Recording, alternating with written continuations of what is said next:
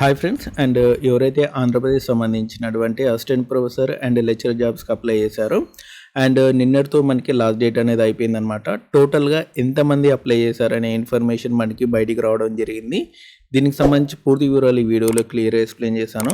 Video ending వరకు చూడండి and ఎవరైతే ఫస్ట్ టైం నా ఛానల్ చూస్తున్నారో తప్పకుండా సబ్స్క్రైబ్ చేయండి. అయితే మనకి టోటల్ అప్లికేషన్స్ అనేవి చాలా ఎక్కువ వచ్చాయన్నమాట. నేను ఒక 40-50,000 వరకు ఎక్స్పెక్ట్ చేశాను.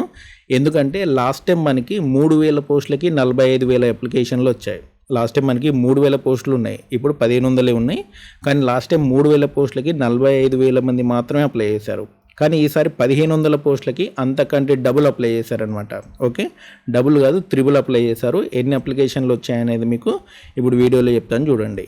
అండ్ ఇక్కడ చూడండి, మనకి రాష్ట్ర విశ్వవిద్యాలయాల్లో అధ్యాపక నియామకాల కోసం మొత్తం 1,89,316 దరఖాస్తులు వచ్చాయి. యాక్చువల్లీ నేను 40-50 వరకే వస్తాయి అనుకున్నా, కానీ 1,89,000 మంది అప్లై చేశారనమాట.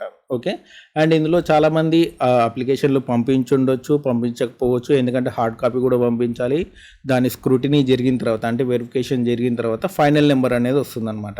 ఓకేనా, అండ్ టోటల్గా మనకి అసిస్టెంట్ ప్రొఫెసర్ వచ్చేసినందుకు మనకి 1,022 పోస్టులు ఉన్నాయి. అండ్ ఒక 140 వరకు మనకి లెక్చరర్ జాబ్స్ ఉన్నాయి. మిగతా పోస్టులు అనేవి కూడా అసోసియేట్ అండ్ ఆ తర్వాత ప్రొఫెసర్ జాబ్స్ అనేవి ఉన్నాయన్నమాట. ఓన్లీ మనకి 1,022 మాత్రం అసిస్టెంట్ ప్రొఫెసర్ జాబ్స్ అనమాట. అంటే పీజీ ప్లస్ నెట్తోనే అప్లై చేసే జాబ్స్.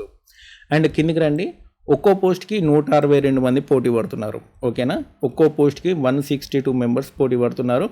అండ్ 5 days కూడా మనకి ఆన్లైన్ అప్లికేషన్ ఆల్రెడీ పొడిగించారు. మీ అందరికీ తెలిసిందే, 15th వరకు పొడిగించడం జరిగింది. అండ్ 8th వరకు ఉండి దాన్ని 15th వరకు కూడా పొడిగించడం జరిగింది. అంతేకాకుండా హార్డ్ కాపీ సంబంధించిన డేట్ కూడా పొడిగించారు. ఒకసారి వెబ్సైట్లో చూసుకోండి.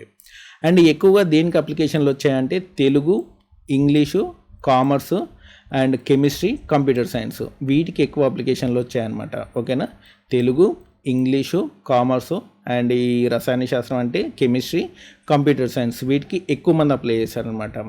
ఇవి కాకుండా హిస్టరీ, సంస్కృతం, హిందీ, ఉర్దూ వంటి వాటికి కూడా మంచి అప్లికేషన్లే వచ్చాయని చెప్తున్నారు.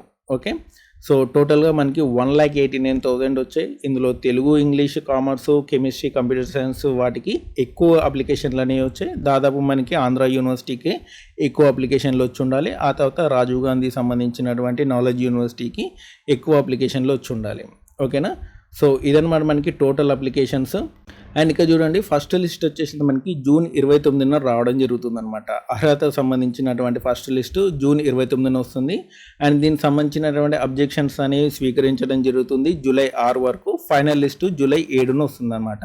అంటే ఎవరైతే ఎగ్జామ్ రాస్తున్నారో వాళ్ళకి సంబంధించిన లిస్ట్ అనేది మనకి July 7 నాడు తెలుస్తుంది, మీరు ఎగ్జామ్ రాయడానికి అర్హులా లేదా అనేది. ఓకేనా, ఆల్ ది బెస్ట్. ఇంకేమైనా డౌట్స్ ఉంటే కామెంట్ సెక్షన్లో అడగండి. ఇలాంటి అప్డేట్స్ కోసం మన ఛానల్ తప్పకుండా సబ్స్క్రైబ్ చేయండి, వీడియోని లైక్ చేయండి, షేర్ చేయండి. Thanks for watching.